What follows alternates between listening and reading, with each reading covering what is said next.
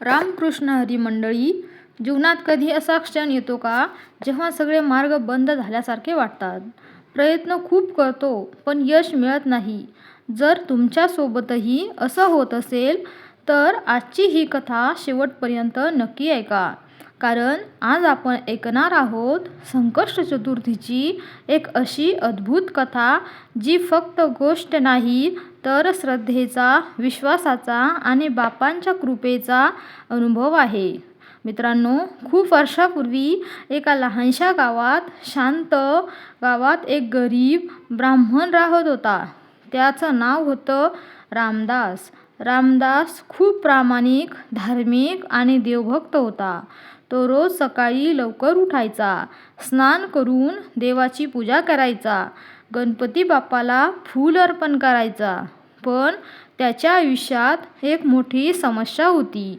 तो खूप गरीब होता. घरात कधी अन्न असायचं तर कधी उपाशी झोपायचं लागायचं. त्याची पत्नी नीता, तीही खूप सहनशील होती, पण तिच्या डोळ्यात कायम चिंता दिसायची. आपल्या मुलांचं काय होईल हा प्रश्न तिला सतावत असे. रामदास कितीही मेहनत करत असला तरी त्याला यश मिळत नव्हतं. तो कामासाठी गावोगावी फिरायचा, पण प्रत्येक ठिकाणी त्याला नकारच मिळायचा. कधी पाऊस पडायचा नाही, कधी काम अर्धवट बंद व्हायचं. जणू काही त्याच्या नशिबात फक्त संकटच पसरलेली होती. मंडळी, एक दिवस तर असं झालं, घरात खायला काहीच नव्हतं. नीता डोळ्यात पाणी आणून म्हणाली, आज मुलांना काय खाऊ घालायचं? रामदास शांत बसला. त्याच्या डोळ्यातही अश्रू आले. तो मनात म्हणाला, हे गणपती बाप्पा, मी रोज तुझी पूजा करतो. माझ्या कुटुंबाचं काय चूक होते? मंडळी, त्या दिवशी दुपारी गावात एक वृद्ध साधू आले. ते खूप तेजस्वी दिसत होते. डोळ्यात विलक्षण शांतता होती. साधू गावात भिक्षा मागत फिरत होते, पण कुणीही त्यांना काही देत नव्हतं. शेवटी ते रामदासच्या घरी आले. घरात काही नव्हतं. नीताने थोडं पाणी, कोरडी भाकरी त्यांना दिली. साधू हसले. ते म्हणाले, तुम्ही स्वतः उपाशी आहात तरीही तुम्ही मला अन्न दिलं, हे खूप मोठं पुण्य आहे.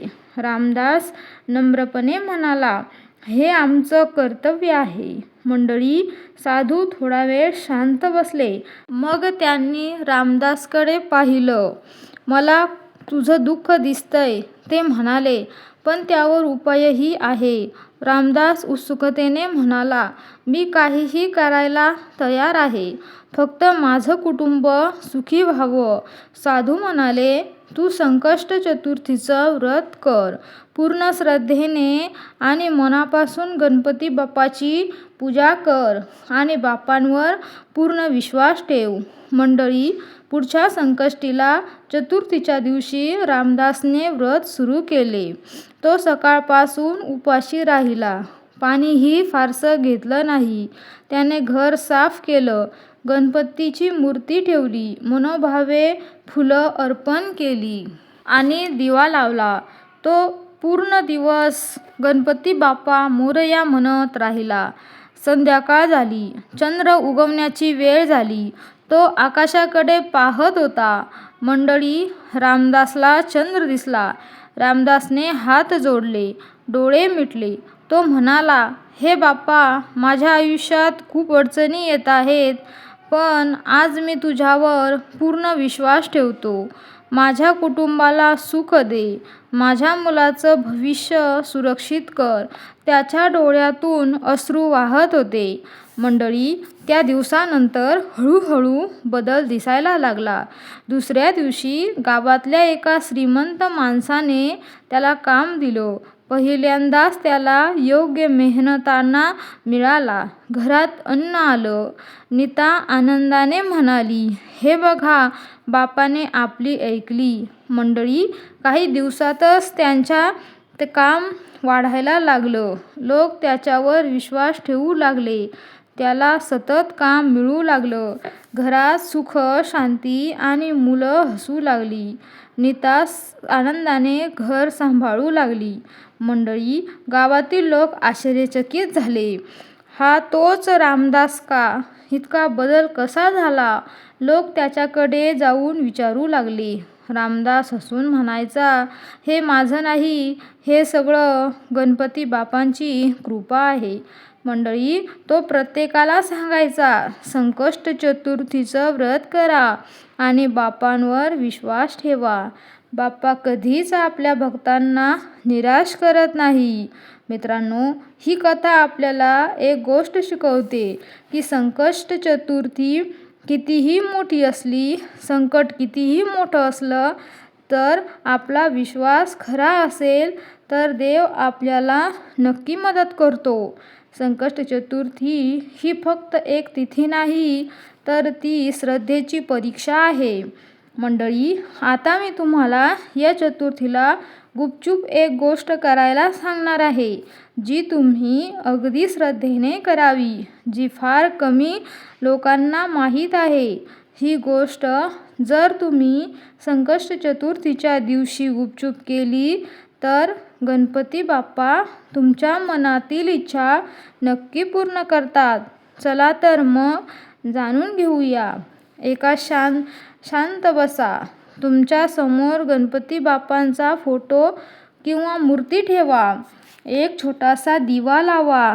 आता डोळे बंद करा आणि मनातल्या मनात बाप्पाला तुमची एकच इच्छा सांगत राहा. फक्त एकच, खूप महत्त्वाची इच्छा. त्यानंतर 21 वेळा म्हणा, गणपती बाप्पा मोरया, माझं संकट दूर कर. मोरया हे करताना कोणालाही सांगू नका. ही गोष्ट पूर्णपणे गुपचूप ठेवा आणि शेवटी बाप्पाला नमस्कार करा. असं मानलं जातं की जो भक्त मनापासून आणि शांतपणे ही पूजा करतो, त्याच्या जीवनातील अडचणी हळूहळू दूर होऊ लागतात. पण लक्षात ठेवा, ही गोष्ट श्रद्धेने करा, फक्त चाचणी म्हणून नाही. बाप्पावर विश्वास ठेवा आणि योग्य वेळ येताच ते तुमच्यासाठी मार्ग नक्की उघडतील. ही कथा तुम्हाला आवडली असेल तर व्हिडिओ लाईक करा, तुमच्या मित्रांसोबत शेअर करा आणि कमेंटमध्ये लिहा, गणपती बाप्पा मोरया, गणपती बाप्पा मोरया, मंगलमूर्ती मोरया. धन्यवाद. भेटूया आणखी एका नवीन व्हिडिओमध्ये.